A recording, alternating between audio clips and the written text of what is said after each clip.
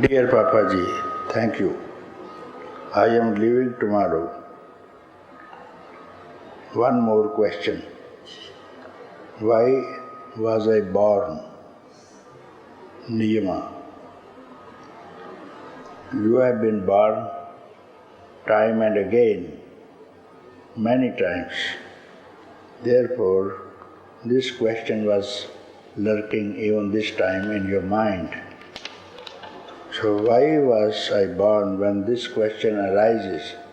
Nobody have ever asked this question any time before, not even in this life. No one says, why was I born? So when this question arises, there is the end of your birth and also the end of death. So this question will trouble you, will not allow you to stay anywhere till you find this answer. This question is in the depth of the mind. Why I was born? Nobody can reply. You ask to anyone, and to whomsoever you are going to ask this question has not arisen in that mind also. So now you are seeking someone who could reply you this question. He will find someone, somewhere, in this life. And here are collected those people who have this question, why I was born. In other ways, it means freedom from birth. So they have to find that person, and they will never find that person. It is so rare. So their inside is someone who will guide them from inside to find out the reply of this question, and it is those people who are here now to solve this question forever. And here in satsang this question is replied because the Sadguru removes this question that you had been never born and you are not born even now. Therefore, there is no question of birth, also of death. What is birth? Birth is only a desire. You desire something in your previous life, before the previous life, many lives before, and that desire was never fulfilled. Therefore, this is the birth of your desire. The only desire is born, I want this, I want that. And this and that you have not met with, not fulfilled. And it is not going to be fulfilled. Even the kings have not fulfilled this desire. No one ever has fulfilled this desire. This desire only will be fulfilled only with the Sadguru, sitting close to him, just sitting. Then he will remove your questions. Questions will not arise.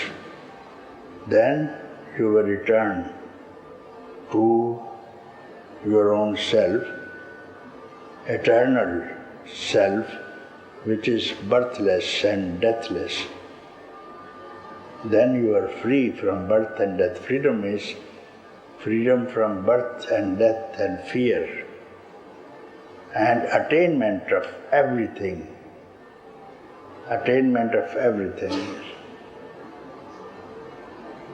And now you get happiness and love and beauty. What more you want? And this you could not find happiness in objects of the senses. When the senses enjoy any object, you don't know, the objects are squeezing you.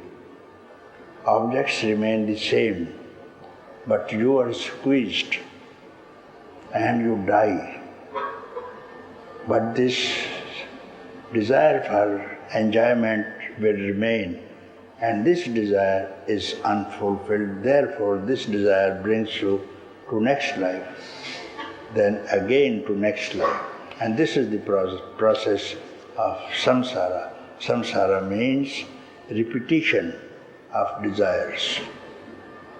So you are afraid of doing away with this repetition. The only way, the most easy way is to keep quiet. But how can you keep quiet? By yourself. You sit alone, even in sit alone, close the doors of your apartment. You are not quiet, no one is there. The mind is running again to supermarket. You go to Himalayan caves, the mind is running again on the market. That's not the way. Satsang is the only place, if you are lucky, in this life, it's better to have a satsang for a day, 2 days, 3 days, doesn't matter in this life, and you will be benefited. And those who are not benefited, there are some people who say we are not benefited. Why they are not benefited? Because they have been rejected. They have been rejected by the self, themselves. They are rejected. Not that they don't want, they are rejected, you see. They are not fit for it. To meet an emperor, you have to be dressed up nicely. To have a meeting with the emperor, you feel that you have to be nicely dressed up to have a meeting with the emperor.